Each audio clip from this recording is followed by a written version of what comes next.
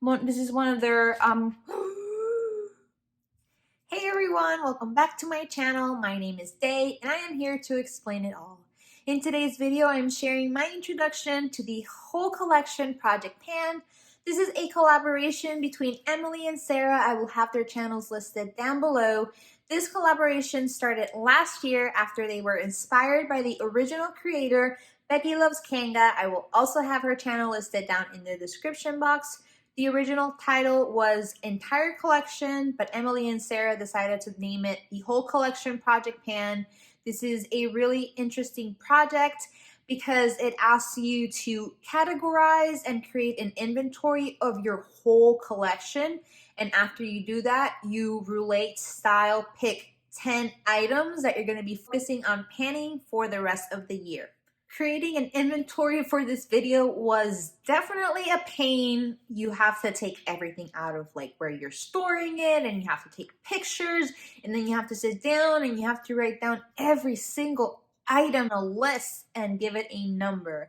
And that includes your palettes, ladies and gents. If you have a palette with 9 pans, you have to count each and every single one of those pans as an item. Yes, so this was a very interesting challenge in itself. It was almost as challenging as actually getting to pan the entire 10 items in a year part, I think. Those of you who uploaded the videos, was it difficult for you to like itemize everything? Because I feel like my collection is not even that large. I can't imagine people that have like 50 palettes. Like, what do you do when each one of those palettes has 10 pans? That's 500 items that you have to write down. So I feel bad for everybody that has a large collection. Is definitely a little bit tricky for me to navigate, but I did it. I wrote down my Microsoft Excel spreadsheet. I had every single item down. And the next thing I did was I used a random generator website. You can just literally Google it, or you can download the app Pretty Random on both Android and Apple Store. It's what a lot of project panners on the platform end up using. And I ended up choosing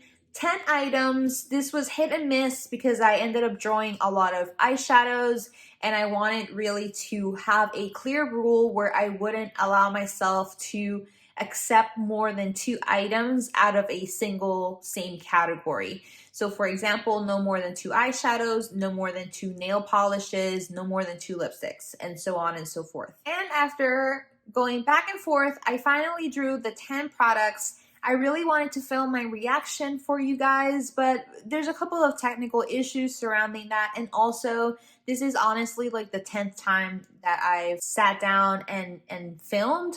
So I really just want to get this video out for you guys so that you can enjoy it, and that I can finally join Steph and Emily, Alexandra, Elizabeth, Linda. So many other YouTubers have uploaded their content already. So I definitely wanted to get it out for you guys. So I couldn't film my reaction. I really enjoyed Sarah's video. It felt really organic, and you felt like you were there finding out with her at the same time. So definitely credit to Sarah for including that in her video. I really wanted to as well. But anyways, I have the list of the 10 items. I thought that we could go over them, and I would share my thoughts about each and every single one of them with you. There are some of them that really intimidate me, and others that I know it will be easy for me to pan. So the first item that I ended up drawing was the L'Oreal Extraordinary Oil. I've had this oil for way too long in my collection, to be quite honest. I don't enjoy it that much. As you can see, there's like almost all of it left. But yeah, I'm going to be making more of an effort of using this. I did use this recently. It had been like lost in the sea that is my hair product collection, and I didn't mind it. It made my hair shiny. I definitely agree with that. I don't think this is as nourishing as it is just like a shine oil. And to be quite honest, shine oils make my hair greasy faster than it already gets. So they're not my favorite product to use. But I figure if I can focus on using this during the winter where my hair is like the driest, I'll be able to use this up. I don't envision myself using this over the summer, for example. So this is definitely going to be a product that I'm going to be emphasizing on its use for the first couple of months. I'm worried about this one. I'm not gonna lie. I'm worried about my ability to finish it up by the end of the year. We'll see what happens. The second product is a mini skincare sample. I got this in an Ipsy bag. It's the Pixie Glow Mud Cleanser. I have used this a couple of times. I do like it. I don't mind it. I don't think it's like the best cleanser out there. It says using the AM and the PM. I'm always a little bit nervous about mud products because I feel that they can dry out the skin. I use this as a treatment cleanser 1 to 2 times a week. I think I will continue to use it in this fashion, but I'm gonna move it from my skincare drawer to my bathroom so that I can actually use it and it not just sit in my collection. I'm happy that I drew this item because I think this product has been open for a little bit now and I've had it for even longer than that. So I definitely want to rotate it and get it out of my collection. A third is a super easy item. Kind of glad that I pulled this. Kind of sad at the same time because it's not much of a challenge. Ended up pulling a face mask. This is the Neutrogena Hydra Boost Hydrating Mask with Hyaluronic Acid.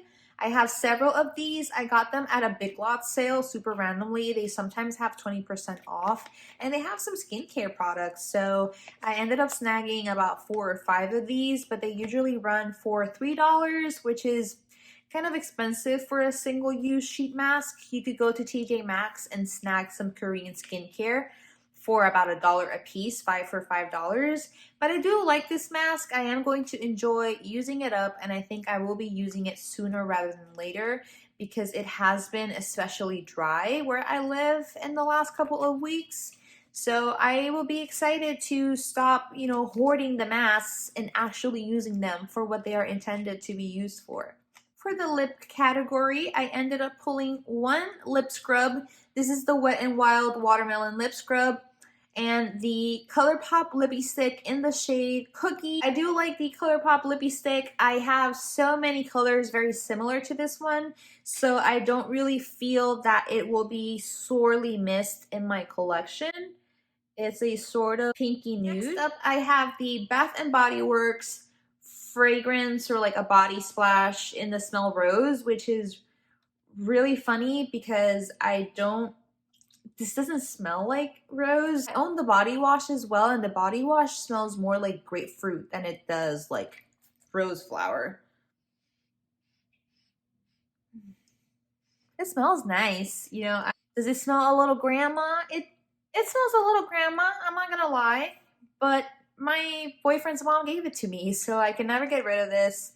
And, honestly, I am a grandma at heart. I mean, I'm wearing a doily. And I have a lot of fragrance, but I honestly don't use it as often. So I'm really happy that I drew this product because it's going to force me to smell questionable. And last but not least, I pulled 2 eyeshadow pans.